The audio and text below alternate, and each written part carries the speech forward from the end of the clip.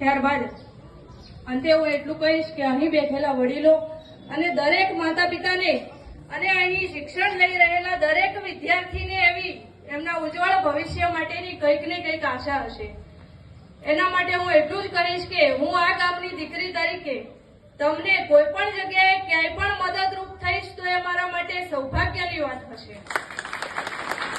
ત્યારબાદ આ શાળાએ મને ઘણું આપ્યું છે અને આજે જે આ ઓળખ છે આ શાળા પરિવારના શિક્ષકો અને મારા માતા પિતાના લીધે જ છે. એમના માટે હું હંમેશા હાજર રહીશ. અંતે મારા સફળતાના શિખરોમાં પાયારૂપી બનેલા શાળાના શિક્ષકોની હું હંમેશા આભારી રહીશ. અને અંતે હું એટલું જ કહીશ કે આપણા ભારતના પૂર્વ વડાપ્રધાન અટલ બિહારી વાજપેયીની એક પંક્તિ કહીને હું મારી વાતને વિરામ આપીશ.